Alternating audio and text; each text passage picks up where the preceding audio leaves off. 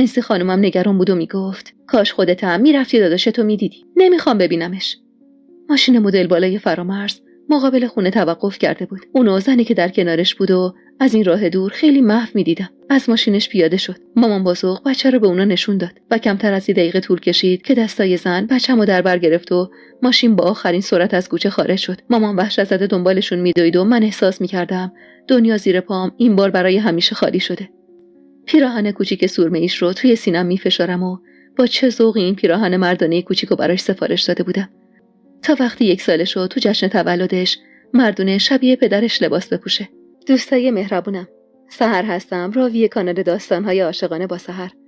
قبل از هر چیزی ممنونم که تا پایان این سرگذشت زیبا و متفاوت همراه هم بودید و با حضور زیباتون به هم انرژی دادید. سیرپوش نخی سفیدش که همیشه تنش بود و بو میکشم و دلم میخواد دست بندازم و از گلوم جگرم رو بیرون بکشم تا قدری از این آتیش درونم کاسته بشه. اما نه، کم که نمیشه، هیچ بیشترم میشه. این که مدام مامان قسم میخورد از نقشه فرامرز خبر نداشته منو بیشتر عصبی میکرد. فرامرز تلفنشو خاموش کرده بود و من جایی برای تماس نداشتم. مجی جردنم همین امروز صبح پرواز خارج از کشور داشت و من چطور میخواستم به مردی که هنوز توی بستر بیماری بود بگم بچه‌تو با دستای خودم به دشمن بیرحمت سپردم. اما جز اون چاره‌ای نداشتم. به قول انسی خانم حقشم بود که بدونه. مامان که بیتاب شده بود نتونست دیگه توی خونه بمونه. اما هرچی التماس کردم آدرس خونه فرامرز رو به من بده بازم به پسرش وفادار موند و آدرس رو نداد. مامان رفت و انسی خانومم به اسفندیار خبر داد. نمیدونم اون لحظات به اسفندیار بیچاره چه گذشت. اما وقتی که انسی خانوم تماس رو قطع کرد فقط گفت اسفندیار گفت صبح نشده بچه تو بغلته. حالا دیگه منیر و مارال هم برای تسکینم اومده بودن. مارالی که بدبختی و بیفروغی چشماش جیگرم و آتیش میکشون. حالا دیگه کمتر ازش عصبانی بودم. اونم به حد زیادی قابل ترحم شده بود و انگار با هر پلکی که میزد بیشتر مردنش رو اعتراف میکرد. پشیمون بود. اما پشیمونی که جرأت اعتراف این پشیمونی رو حتی واسه خودشم نداشت.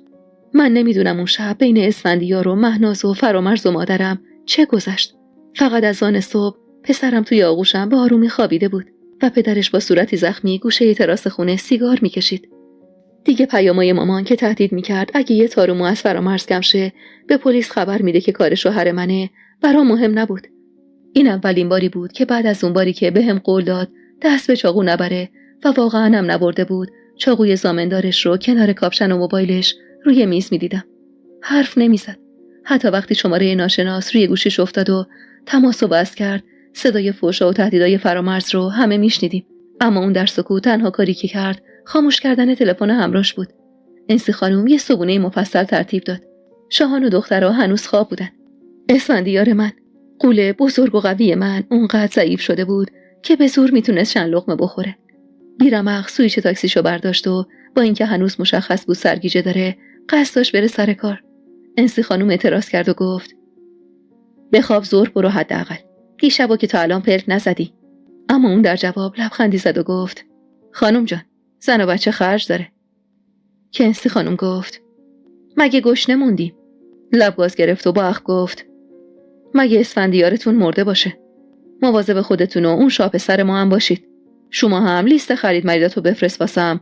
غروب میام دنبال دخترها، خریدارم میارم خدمتتون. و بعد از اون سمت انسی خانم رفت. پر شالشو بوسید و بعدم سمت من اومد و بوسه‌ای گرم روی پیشونیم نشوند و از خونه خارج شد. پا برهنه چند قدمی دنبالش رفتم که واسط پله ها توقف کرد. برگشت و نگام کرد. احترام نظامی گذاشت و لبخندی گوشه لبش نشوند و گفت به دل بی صاحبمون افتاده تاج سرمون، قرار ما رو ببخشه. در مقابل این حجم از صداقت و سادگیش نمیتونستم جز یه لبخند از صمیم قلبم چیزی داشته باشم. و با لبخندم انگار 2 بال در آورد و سرمستانه بقیه پله ها رو به سمت پایین طی کرد. چرا هر بار که بهار شد، هر بار که شکوفه‌ها لبخند زدن، یه مرتبه زمستون اومد؟ مگه فصل بعد از بهار تابستون نیست؟ پس چرا بهار من به زمستونی که قبل از اونه برگشت زده؟ اصلا مگه میشه یه شب شکوفه‌ها یخ بزنن، کولاک بشه و هر جنبنده‌ای روی زمینه یخ بزنه و بمیره؟ نه، زمستون نیست. اگه اسم این فصل رو زمستون بذاریم در حق سفیدی برف و زمستون ظلم کردیم. فصل جدید زندگی من رو خونستان باید بنامن. فصلی که رنگ خونه، خون فرامرز هنوز تازه است. پله ها و حیاط خونه مجللش رو انگار با خون شستن. چند ساعت پیش جنازه‌ش رو از همینجا بردن. مامان همونجا ایستاده و انگار شوکه شده. نفرت وجودش رو گرفته و جملاتی که مکرر به مامورا گفته بود رو تکرار میکنه. کار سفارزاده است. من اینجا بودم دیشب اومد چاقو کشید واسه بچم، قسم خورد خونش رو میریزه و من انگار قلبم سوراخ شده و خون اون داره قطره قطره روی زمین میریزه. خبری از همسر فرامرز نیست. چرا نیست؟ چرا نمیاد و ننگ این از پشت خنجر زدن رو از پیشونی ما بر نمیداره؟ دست مادرمو میگیرم که با نفرت آب دهنش رو روی صورتم پرت میکنه. اگه زن اون خلافکار قاتل نشده بودی، بچم زنده بود الان. بابا میخواد آرومش کنه. اما با همون خشم به سینه بابا میکوبه. مهسا تازه از راه رسیده. ماهاست خواهرم و بچه هاشو ندیدم. میخواستم در آغوشش بکشم و در سوی برادری که برادر نبود ببارم و گریه کنم. اما چشماشو حرفایی که میزد همه منو مسبب این خون میدونستن. اینجا دیگه جای من نیست. هیچ کجای دنیا دیگه جای من نیست. اما شاهان، به خاطر شاهان باید بمونم و تاب بیارم. به رد خون خور شده روی کفشا و پایین شلوارم چشم میدوزم. روی خون برادرم راه رفتم. خدایا کمکم کن که من واقعا مسبب این خون نباشم. چرا مادرم نمیگه فرامرز شب گذشته اسفندیار رو به چه چیزی تهدید کرده؟ یا دست روی کدوم خط قرمزش گذاشته که اسفندیار مجبور شده اونو تهدید به کشتن کنه؟ چرا اسفندیار تمام شب گذشته رو سیگار کشید و حرفی نزد؟ من جواب این سوالا رو نمیدونم. اما من از صمیم قلبم به یه چیز ایمان دارم. اسفندیار من، اسفندیاری که من میشناسم، از پشت کسی رو نمیزنه. جمله آخر دفتر خاطرات مهریماه مرتضوی همون جمله اول و همیشگی تو تمام بازجوییامه. تا صبح وقت زیادی باقی نمونده. چند ساعت دیگه نامه تفتیش کم توی دستامه و میتونم اونو از اون جهنم بیرون بکشم. و حالا قطعاً حرفای بیشتری برای گفتن داره. به اصل قول دادم و قسم خوردم که اجازه ندم اسفندیار و مهریما قربانی گناهکاران واقعی بشن. به هر قیمتی که باشه مقام موفقم رو برای باز کردن مجدد این پرونده راضی میکنم. به محض رؤیت اولین نشونه از طلوع خورشید برای رفتن آماده شدم. اصل روی کاناپه توی سالن خوابش برده بود. کنارش نشستم و پتو رو روش مرتب کردم. بدون اینکه چشم باز کنه لبخند زد و دستمو که روی صورتش گذاشته بودم بوسید. بعد بو کشید و آروم گفت: بهت گفتم عطری که روی مچت میزنی و بعد عادت داری مچاتو بکشی روی هم و زیر گردنت بزنی نبض زندگیمه. عطری که روی نبضات محمد نبض زندگی منه. خم شدم. پیشونیشو بوسیدم و گفتم: آره عزیزم، گفته بودی. دست دور گردنم انداخت و کمکش کردم تا بشینه. سرشو روی شونم گذاشت. موهاشو نوازش کردم و گفتم: بهت گفته بودم دیگه دنیا رو بدون تو حتی یه لحظه هم نمیخوام. شونمو پشت سر هم بوسید و گفت: دوست دارم محمدم، دوست دارم. با دستاش دور صورتم قابی ساختم و صورتشو عقب بردم و خوب تماشاش کردم. زیباترین تصویر هستی الان جلوی روم بود. تماشاش کردم و بی اختیار اشکم سرازیر شد. حالا میفهمم که راست میگن وقتی یکی رو بیش از حد دوست داری از دوست داشتنش میترسی. از اینکه اگه یه ثانیه اونو نداشته باشی چه به سرت میاد. نمیتونم باور کنم. نمیدونم به حافظم باید شک کنم یا چشمام. حافظه‌ای که این زنو با صلابت، پرقدرت و صاحب زیبایی بکر ایرانی ثبت کرده بود. حافظه‌ای که باور داشت وقتی اسفندیار اونو ماه اسفندیار خطاب میکرد قطعاً چون ماه توی آسمونش میدرخشید. شایدم باید به چشمام شک میکردم. چشمایی که این زن رو اینطور خمیده میدید. زنی خمیده، سیاه چرده، با چشمایی لرزون که زیر چشماش طوری گود افتاده که انگار قراره چشماشو زنده به گور کنه. مدت اسارتش توی اون کمپ لعنتی چیزی براش باقی نذاشته بود. لرزش مدام دستاش به زبونش هم سرایت کرده بود و به لرزش و لکنت حرف میزد. هیچ چیز شبیه مهریماهی که ازش خونده بودم و دیده بودم نبود جز عشق و مادریش. از لحظه‌ای که سوار ماشینم شد از من فقط فرزندش و جون اسفندیارش رو خواست. باید اونو جای امنی میرسوندم قبل از اینکه دست سالور یا حتی خانواده‌اش بهش برسه. با دستگیر شدن اعظم، همون مامان معروف و همسرش مجتبی به جرم فعالیت غیرقانونی کمپ‌های ترک اعتیاد مطمئن بودم به زودی سر و کله سالور و خواهرش واسه نجات جون مادرشون یا پیدا کردن مهریما پیدا میشه. به سختی تونستم راضیش کنم مدتی رو توی آپارتمان من بمونه. اصل و نازنینم واسه اینکه اون راحت‌تر باشه به اونجا اومدن. حالا تو خونه بهاری مهمون داشتیم.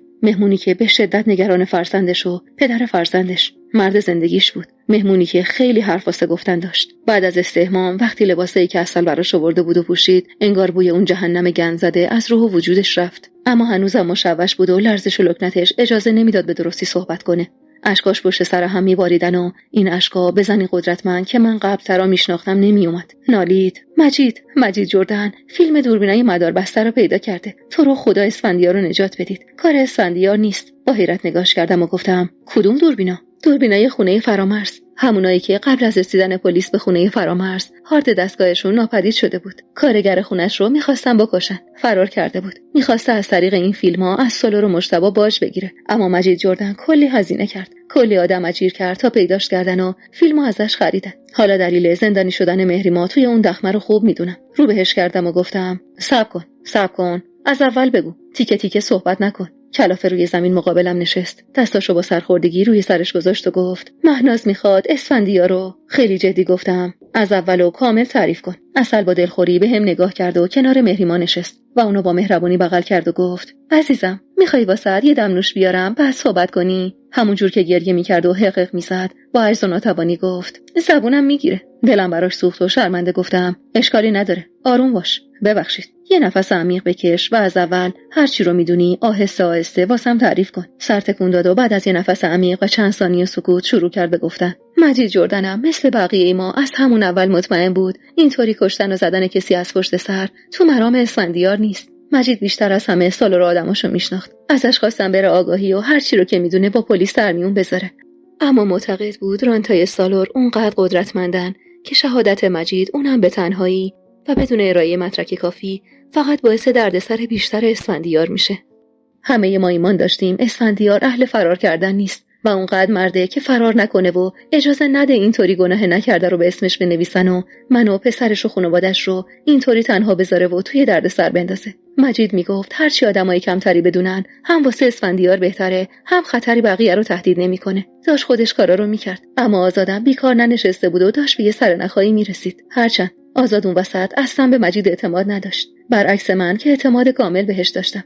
مجید از طریق اعظم اقدام کرد. اون یه زن کثیف و هوسبازه، عاشق مردای جوان‌تر از خودشه و همیشه به اینجای صحبتش که رسید شرم اجازه کامل کردن جمله‌شو نداد و بعد از چند ثانیه سکوت اینطوری ادامه داد: واسه همینم مجید جردن گزینه خوبی بود واسش. مردی که خیلی ازش جوان‌تر بود و تومه خوبی محسوب میشد. مجید بیچاره هم مجبور بود برای اینکه بتونیم به مدارک دست پیدا کنیم و به اسفندیار کمک کنیم این پیرزن رو تحمل کنه. داشت به جاهای خوبی میرسید. بهش خیلی نزدیک شده بود. حالا میدونستیم اسفندیار پیش خودشونه. همه چیز زیر سر کینه اون مهناز کثافته. مجید داشت به جای اسفندیار و اطلاعات خوبی میرسید. اما آزاد همه چی رو خراب کرد. به مجید شک کرد و همه چیز خراب شد. برای اینکه نفس کم نیاره و بتونه حرف بزنه مدام نفس عمیق میکشید. تمام تلاشش رو میکرد تا هر چی رو میدونه برای کمک به نجات جون اسفندیارش بگه. شوکم. احساس میکنم یه تازه کار احمقم که توی این پرونده فقط خودم رو دور زدم. تو تمام این 14 سال سابقه کاریم تو هیچ پرونده‌ای تا این حد گند نزده بودم و به بیراه نرفته بودم.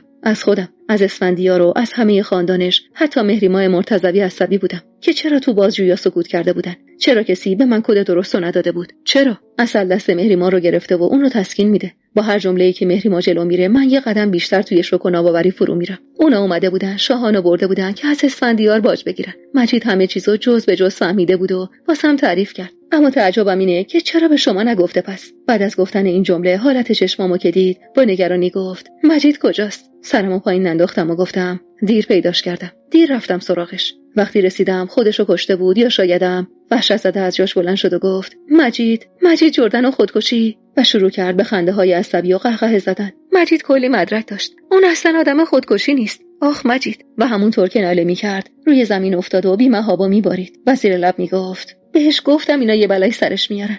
اما بهم قول داد مواظب خودش باشه. قول داد اسفندیار رو نجات بده و بهم برگردونه. شب آخر قبل از اینکه منو به زور ببرن کمپ دیدمش. قرار بود صبحش بیاد دنبالم با هم بیایم پیش شما، اما منو بردن کمپ و دیگه ندیدمش. آخ که چقدر دلم خوش بود اگه من اون تو اسیرم. مجید یه کاری واسه اسفندیار میکنه. مجید بیچاره به خاطر من و بچه‌م و اسفندیار مرد. من دیگه چطور زندگی کنم؟ اصلا پا به پاش گریه میکرد. کلافه از روی صندلی بلند شدم و شروع کردم به قدم زدن دور تا دور اتاق و گفتم به قتل مشکوک بودم. اینکه مجید جردن کشته شده، نه خودکشی کرده. اما مدام با خودم فکر میکردم اونا که اینقدر تمیز میتونن یه قتل و خودکشی جلوه بدن، چرا فرامرز اونطور وحشیانه اونم با چاقوی اسفندیار کشتن؟ چی میتونه باشه جز کینه؟ میونه حقیقش گفت کینه مهناز، طمع سالار، نامردی و پس فطرتی عزت و حماقت منیره. با چشمای گرد شده نگاش کردم. درمونده نگام کرد و گفت اون شب آخر، همون شبی که شاهان و اسفندیار از دست فرامرز نجات داد و برام آورد، چاقوی اسفندیار رو من خودم توی خونه خودم دیدم. اون چاقو رو منیره میرسونه به دست عزت. کلافه و سردرگم گفتم تو رو به هر کسی که میپرستی فقط بهم بگو اینجا چه خبره. اسفندیار واسه پس گرفتن شاهان میره ازش باج میگیرن، واسطش میکنن واسه یه معامله بزرگ مواد با اسم خودش. چاره‌ای نداشته و به خاطر بچمون قبول میکنه. فرامرز که مهره سالار و مهناز بوده، طبق دستور اونا قبل از اینکه بچه رو پس بده بهش میگه حواست باشه که تا ته معامله زیرش نزنی، وگرنه سالار تهدید کرده و پیغام فرستاده که میاد سراغ ناموست مهری ماهو. به اینجای حرفش که رسید سرشو زیر انداخت و با شرم گفت دست میذارن روی نقطه ضعفش، ناموس. مامانمم به همون قسمت آخر و تیزی کشیدن تهدیدوار اسفندیار برای فرامرز بعد از اینکه اونو با ناموسش تهدید کرده بودن میرسه. درست وقتی که اسفندیار از شدت فشار روحی و عصبی داشته فرامرزو تهدید به مرگ میکرده. اون شب که اسفندیار برمیگرده بهترین موقعیت واسه قتل بوده. فرامرز برادرم موی دماغ سالار شده بود. یه تهدید واسش حساب میشد. کشتن فرامرز چند تا نفع واسشون داشت. اول اینکه دیگه لازم نبود شریک سودشون باشه و از شرش راحت میشدن. دومیش این که سالار با دستگیر شدن اسفندیار تا مدت‌ها میتونست راحت‌تر با اسم اسفندیار بقیه کارهای خلافشو بکنه. سومم این که مهناز زهر و کینش رو به اسفندیار میزد. میونه حرفش دستمو بلند کردم. مکس کرد پرسیدم کینه این زن با اسفندیار سر چیه؟ چرا این قدمیقه؟ آهی کشید و گفت تا جایی که من از مجید شنیدم چند سال پیش سالار واسه اینکه به اسفندیار نزدیکتر بشه و با اون بتونه کارهای بزرگتری انجام بده پیشنهاد ازدواج با خواهرش رو با اون مطرح میکنه، اما اسفندیار قبول نمیکنه. از اون طرفم مهناز که همیشه تو کارهای خلاف همراه داداشش بوده و اسفندیار رو هر از گاهی میدیده عاشق اسفندیار شده بوده و این پس زده شدن از طرف اسفندیار خیلی واسش سخت بوده و از همونجا ازش کینه به دل میگیره و پی انتقام بوده. و چه زمانی بهتر از اون موقع. مهری ماه بعد از گفتن این حرفا با نگرانی و بی‌تابی ادامه داد تو رو خدا نذارید اسفندیار رو بیگناه بالای دار بکشن. بهش نارو زدن.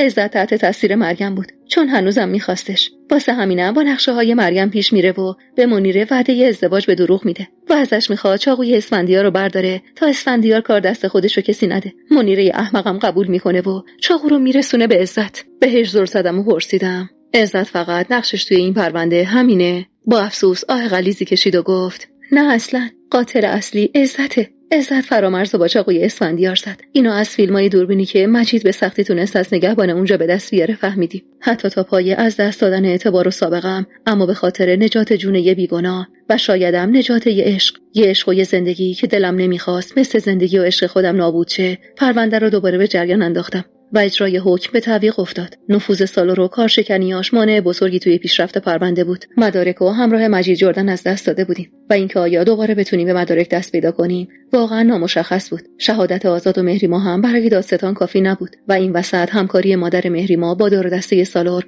کارمون رو سخت‌تر می‌کرد. با همه وجود باور داشت که قطعاً کار اسفندیاره و مهری ما به خاطر عشق به اسفندیار در تلاش برای اثبات بیگناهی اونه. با همین باورم برای فرستادن مهری ما به اون کمپ همکاری کرده بود. با اعترافات جدید اسفندیار حالا میدونستم بعد از قتل فرامرز اون توسط آدمای سالور زندانی بوده و اینطور قانون و سایرین باور کرده بودن که قاتل بعد از ارتکاب جرم فرار کرده. وقتی هم که مهری ما به دستور سالار و توسط مجتبی گروگان گرفته میشه، اسفندیار رو آزاد میکنن و با تهدید جون اون اسفندیار رو برای گردن گرفتن قتل راهی اداره آگاهی میکنن. مادر مهری ما هم از اینکه قاتل پسرش مجبور به تسلیم و اعتراف شده خوشحال و خرسند بوده و با تحریک مهناز که فکر میکرده واقعا زن فرامرز بوده برای متوقف کردن مهری ما اونو به بهونه مصرف قرصای افسردگی به کمپ اعظم میفرسته. اعظم دستگیر شده بود، اما از ترس جون دختر و پسرش مهناز و سالار حاضر به هیچ گونه همکاری نبود. فقط زمانی تونستم اسفندیار رو راضی به پس گرفتن اعترافش کنم که بهش اطمینان دادم جون مهری ما و شاهانش کاملا در امانه.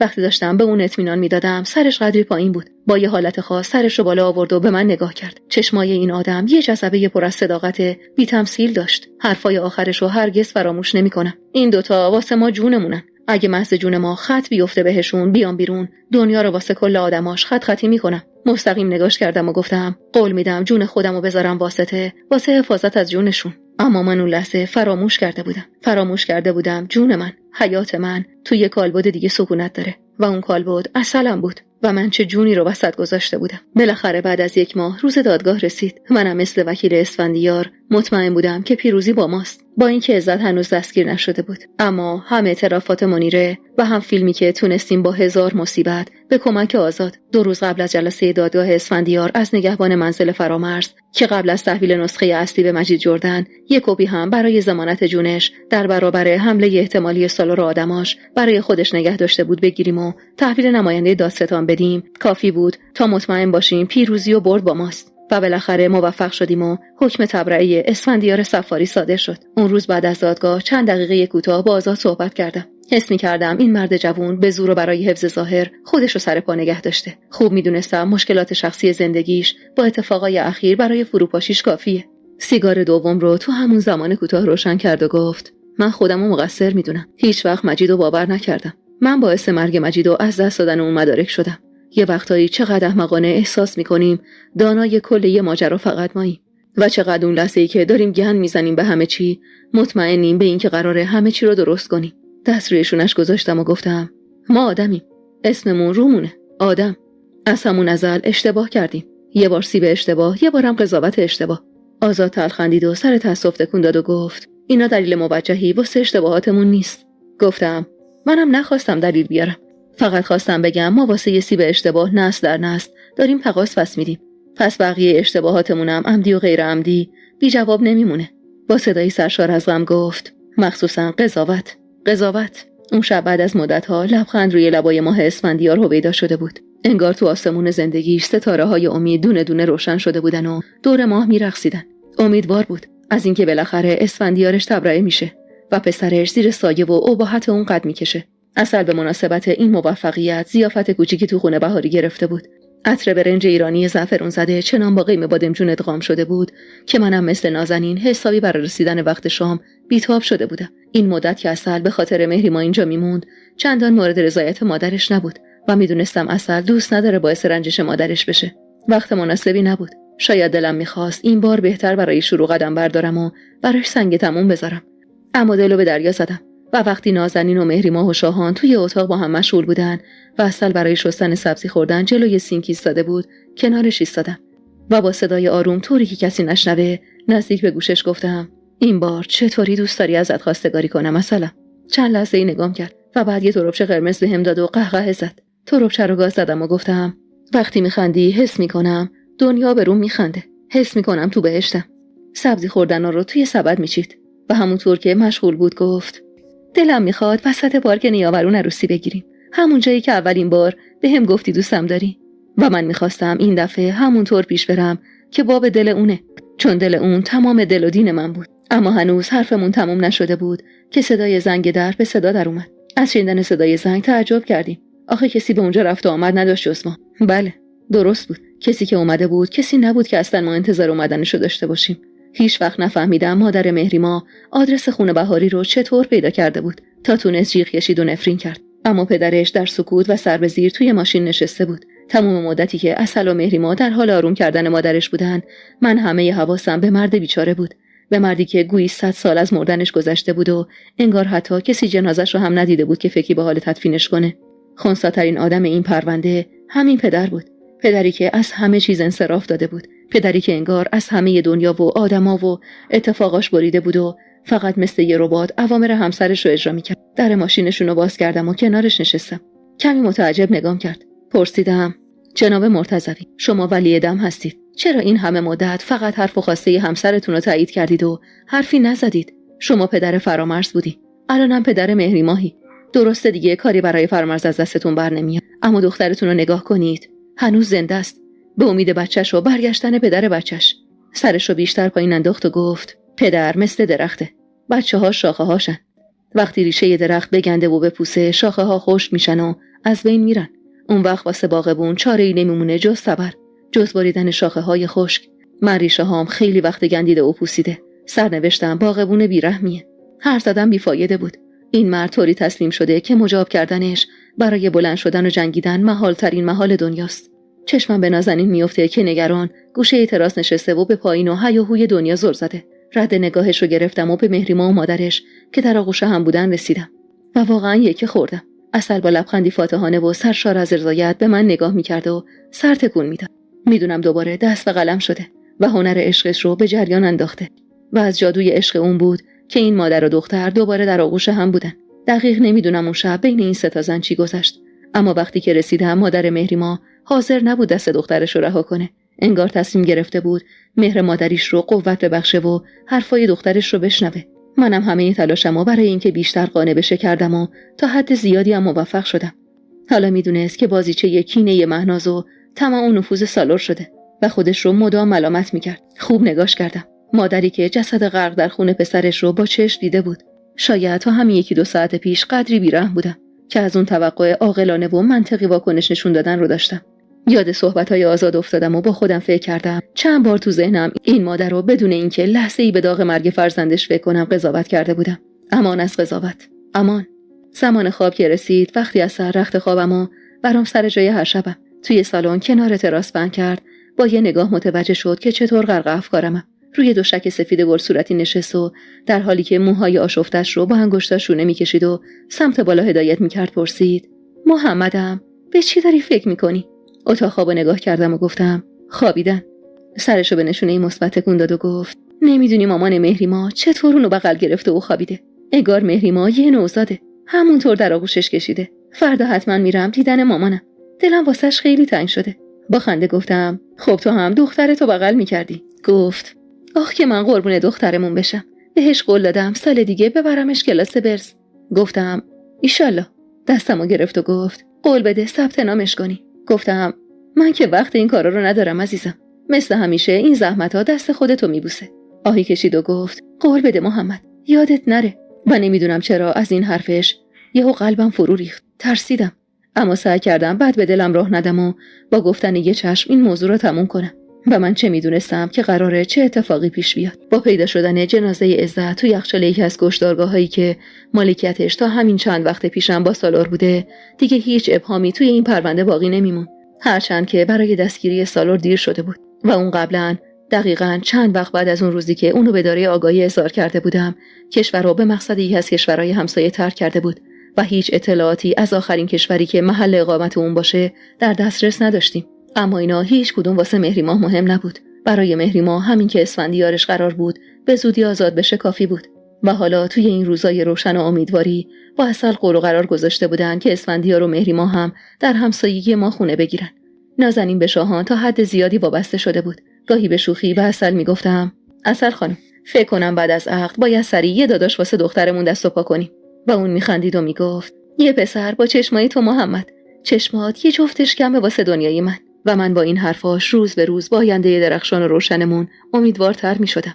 وقتی قول و قرار عقدمون رو گذاشتیم، از شدت شوق دوباره به هم رسیدنمون اصلا حواسمون به تاریخ و فصل نبود. اخبار هواشناسی هم اصلا واسمون مهم نبود. با عاقد گفتم: هر چقدر بفرمایید تقدیم میکنم، فقط خانومم دوست داره با اذان صبح وسط پارک نیاورون خطبه عقدمون رو بخونید، زمانی که پارک خلوت‌تر از هر زمانیه و درای رحمت الهی بازن. طوری نگام کرد که از چشماش خوندم فکر میکنه دیوونم. خندیدم و گفتم: آره، ما دیوونه ایم. حاضری 2 تا دیوونه رو به عقد هم در بیارید؟ و اون قبول کرد. اون شب سردترین شب زمستون بود. از اون شبایی که انگار خروار خروار برف توی آسمون اسیره و فقط سوز و سرماش نصیب زمینیا شده. نیم ساعتی تا اذان صبح باقی مونده بود. شب قبل از مادر مهریما خواسته بودیم تا بیاد و پیش بچه‌ها بمونه تا مجبور نشیم بچه‌ها رو اون وقت صبح خودمون جایی ببریم. همراه عسل و مهریما از فرط سرما یه گوشه پارک نیاورون جمع شده بودیم. عاقد خواب مونده بود و تلفنش خاموش بود. نگران بودم نتونم خواسته عسلمو اجابت کنم و همه چیز خوب پیش نره. تو همون تاریک و روشن هوا خوب نگاش کردم. صورت سفیدش دقیقاً هم رنگ پالتو سفیدش بود. نوک بینیشم از فرط سرما هم رنگ لبای صورتیش شده بود. چقدر تشنه بیشتر نگاه کردنش بودم. دستشو گرفتم و همینطور که سعی می‌کردم باها کردن اونو گرم کنم، بوسیدم و گفتم: تا قبل از طلوع خورشید قول میدم مال خودم باشی. خندید و گفت: من همیشه مال تو ام محمدم. کاش بیشتر میموندم، کاش بیشتر تماشاش میکرد، اما نشد. دست تقدیر یا شایدم حماقتم اجازه نداد. کماکان عاقد پاسخگو نبود. اصلم قبول نمی‌کرد بریم تو ماشین منتظرش بمونیم. میگفت همینجا خوبه. واسه همین یهو به ذهنم رسید برم براشون از پیرمرد دستفروشی که نمیدونم چطور اون ساعت صبح توی اون سرمایه هوا کنار پارک در حال بساط فروش چای و شیر داغ بود 2 لیوان چای بگیرم تا بلکه کمی با خوردنش گرم بشن. اما هنوز خیلی ازشون فاصله نگرفته بودم و در حالی که برای بار چندم داشتم با آقا تماس میگرفتم بلکه جواب بده، یه مرتبه ضربه مهیبی به سرم احساس کردم و سپیدی اون شبم برای همیشه سیاه شد. ضربه باعث شکستگی شدید مهره‌های گردنم شده بود. 21 روز در کما بودم. از کجا میدونستم وقتی که به هوش بیام عسل دیگه نیست. عسلی که حتی فرصت ودا با پیکرش رو پیدا نکرده بودم. 20 روز بود که همسایه خاک شده بود. عسلی که نتونست نسبت به کشته شدن یه زن، یه مادر بی تفاوت باشه و واسه نجات جون اون جون داد. بیشتر از یه ماهه که هر روز به مهریما التماس میکنم برام توضیح بده چطور عسل رو از من گرفتن. اونا با عسل چه کردن و چه شد که سهمش مردن شد. و الان 1 ماهه که همش با خودم نشخوار ذهنی دارم. خودمو سرزنش میکنم. چرا تنهاشون گذاشتی محمد؟ چرا اصلا راضی شدی تو دل تاریکی و خلوت پارک بخوای عقد کنی؟ چرا جوانه و رعایت نکردی محمد؟ چرا فکر نکردی؟ چرا محمد؟ چرا؟ و مدام به خودم میگم اگر به هوش بودم شاید زورم به قساوت اون زن میرسید. اما به دست تقدیر و اجل چطور؟ سالار موفق نشده بود خواهرش رو مجاب کنه و از ایران فراری بده. مهنازم کسی نبود که بتونه اون سر دنیا دست روی دست هم بذاره تا اسفندیار آزاد بشه و دوباره آغوشش برای مهریما و فرزندش باز بشه. و اون شب بعد از روزها تعقیب مهناز فرصت مناسبی برای جنایتش پیدا کرده بود. به سیما آخر زده بود و به کمک یکی از اون 2 مردی که اجیر کرده بود تونست با غافلگیری ضربه‌ای به من بزنه و منو بیهوش کنه. و حالا با یه هفتیر مقابل زنی ایستاده بود که معتقد بود با نابود کردنش انتقام سالهای ناکامیش رو از اسفندیار میتونه بگیره. مهریما برام تعریف کرد که اصلا تو لحظه آخر با چه از خودگذشتگی اجازه نداده بود تیر به اون اصابت کنه و خودشو سپر بلای مهریما کرده بود. اون میون نگهبان ساختمون سفارت که در نزدیکی پارک نیاوران بود با شنیدن صدای شلیک با صدای داد و فریاد به سمت محل صدای شلیک میدوه و به همین خاطرم مهناز و 2 مردی که همراهش بودن دست باچه میشن و سری میخوان اونجا رو ترک کنن. اما قبل از ترک محل مهناز سعی میکنه مهریما رو هم هدف قرار بده. اما خب به خاطر دست باچگیش گلوله به شونه مهریما میخوره و اون زنده میمونه. هرچند مهناز چند روز بعد از اون فرار دستگیر و محکوم به اعدام شد، اما حتی اعدام اونم نمیتونست عسل رو به من برگردونه. آخ عسلم که با رفتنت چه آتیشی به قلب و زندگی من زدی. رفتار مادر عسل بعد از فوت اون با من و مهریما به شدت تند شده بود و ما رو مقصر این فاجعه میدونست و هر دوی ما به اون حق میدادیم. اما الحق که مهریما با همه آسیبای جسمی و روحی که دیده بود همچون شاهانش برای نازنین من هم که سهمش از مادرش سالهای کمی بود مادری میکرد. چیزی تا آزادی اسفندیار باقی نمونده بود. مهریما و بقیه خانواده‌اش توی پوست خودشون نمیگنجیدن. وقتی برای دیدن نازنین رفتم و مهریما رو بعد از هفته ها دیدم دقیقاً شبیه همون زنی بود که روز اول برای بازجویی اونو احضار کرده بودم. همونقدر قوی و با صلابت و من یقین داشتم حالا شبیه همون دختری شده که روز اول دل اسفندیار صفاری رو برده بود. براش خوشحال بودم و عشق و صبر و استقامتش برام قابل تحسین بود. اون روز قرار بود سر مزار مجید و عسل بریم. تو را با شوق مهریما برام تعریف میکرد که بالاخره تونسته آزاد و مارال رو مجاب جدایی کنه. از اینکه مارال بزرگ شده بود و این بار عاقلانه برای ادامه زندگیش تلاش میکرد خرسند بود. وقتی رسیدیم آزاد کنار مزار مجید نشسته بود و آب روی سنگ قبرش میریخت. یاد جملات آخرش در مورد مجید افتادم. جناب سروان، اگه مجیدو جای قضاوت باور میکردم الان زنده بود. شما میدونید ما آدما تا حالا با قضاوتامون چند نفر رو کشتیم. مهریما کنار مزار مجید نشست و مشغول پرپر کردن گلای رز روی سنگ مزارش شد. و زیر لب مشغول حرف زدن بود. با آزاد اشاره کردم تا بیاد کنارم و هر 2 قدم زنان کمی از اونجا دور شدیم. با لبخند به آزاد گفتم چشمت روشن، همین هفته آقات آزاد میشه. مشغول تمیز کردن عینک شد و با شوق جواب داد دیروز رفتم ملاقاتش. دل تو دلش نبود واسه دیدن مهریما و پسرش. نگاهم به دورترا خیره شد. به مزار عسلم. آهی کشیدم و تنهایی به سمت مزارش قدم برداشتم. کمی بعد متوجه همراهی مهریما شدم. در سکوت سنگین بهشت زهرا سنگ مزارش رو شستم و اسمش رو بوسیدم. مهریما کنارم نشست و گفت وقتشه برگردید به زندگی آقا محمد. به خاطر دخترتون، به خاطر نازنین که یه عسل زنده است. تنهاش نذارید. اشتباه قبل رو تکرار نکنید. شما یه بار عسل رو تنها گذاشتید. حالا اصلا انصاف نیست دخترشم. و بغض مجال ادامه صحبتش رو نداد. حق با اون بود. بعد از کشته شدن عسل نازنینو به امان خدا ول کرده بودم. اونو سپرده بودم به مادر عسل و خودمم پناه برده بودم به منزل پدریم و دست از زندگی و دختر طفل معصومم کشیده بودم. اما این حق دخترم نبود و مطمئن بودم اصلم از این وضعیت راضی نیست و روحش در عذابه. اون شب رفتم خونه مادر عسل. دخترمو برداشتم و رفتیم خونه بهاری و شبا روی تخت قدیمیم کنار دخترم خوابیدم. مهریما و پسرشم از اون خونه رفته بودن تا با سایر اعضای خانواده اسفندیار بساط استقبال از اونو فراهم کنن. از صمیم قلبم براشون خوشحال بودم که امشب بدون هیچ واهمه و جدایی خانواده کوچیک 3 نفرشون همدیگر رو تنگ در آغوش میگیرن. برای شاهان خوشحال بودم.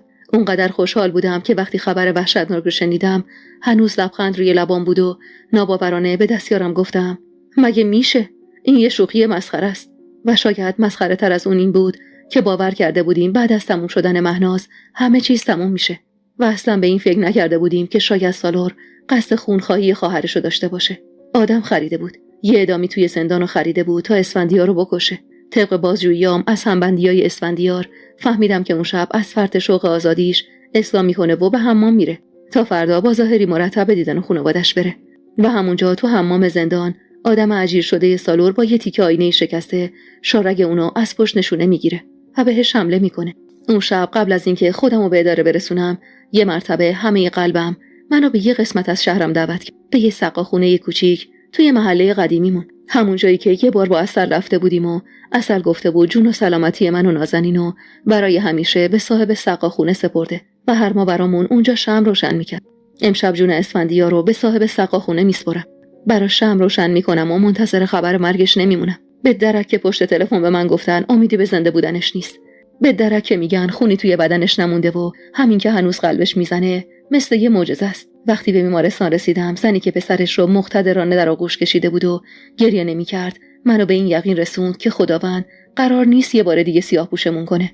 جلو اومد، شاهانو با آغوشم سپرد و با صدایی که کمی میلرزید گفت میگن زنده نمیمونه. سر شاهانو روی شونم گذاشتم و لبخند زدم و گفتم مگه خدا منتظره ببینه بنده هاش چی میگن؟ حالا شاهان تو بغلمه و از پشت شیشه تماشاش میکنه.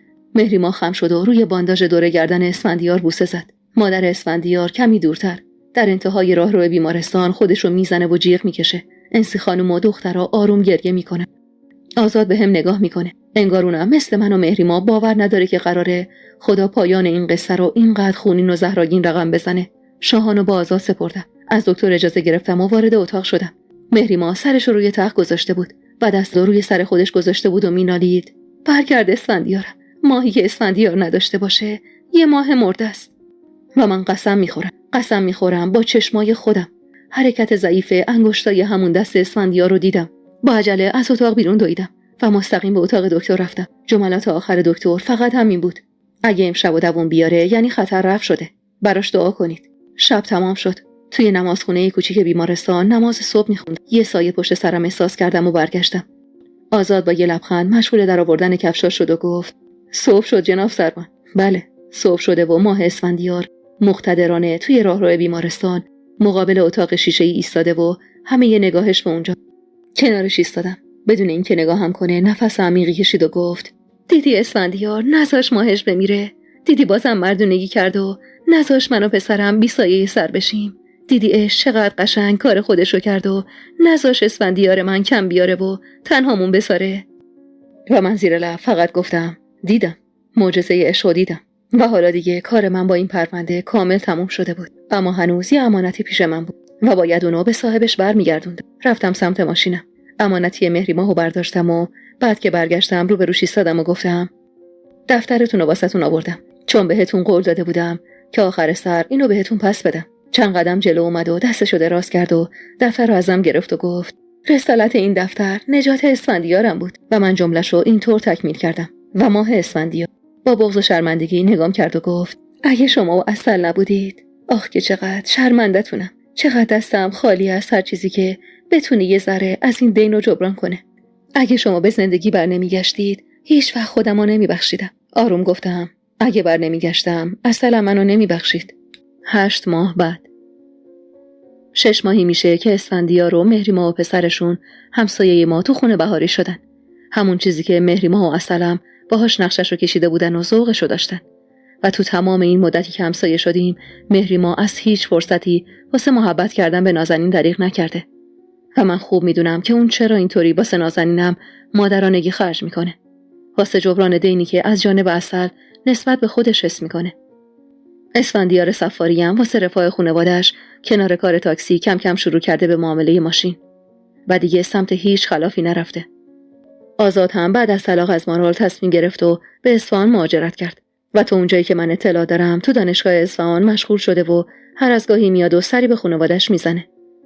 مارال هم به سفارش مهریما تو مؤسسه زبان همسر پسرعموی مهریما به صورت پاره وقت مشغول به کار شده و به قول اسفندیار مارالمون آدم شده و دیگه مارال سابق نیست. مهریما میگه منیره هنوزم که هنوزه هر وقت واسه سر زدن به جاننه و انسی خانم میرن فقط در حد سلام و احوالپرسی میاد و از شدت عذاب وجدان و شرمی که از اسفندیار داره روش نمیشه تو جمعشون حاضر بشه. خودمم 20 روزی هست که بالاخره موافقم با درخواستم مبنی بر انتقالم به بخش دیگه از اداره موافقت کرده و حالا با کم شدن فشار کاریم میتونم وقت بیشتری رو با دخترم بگذرونم. دختری که روز به روز چهره و رفتارش بیشتر از قبل شبیه به عسلم میشه. عسلی که بیگناه از کنارم پر کشید و تا ابد جای خالیش هرگز پر نخواهد شد. ای کاش در پایان این پرونده همونطور که اسفندیار و ماهش به هم رسیدن من و عسلم هم به هم میرسیدیم. ای کاش.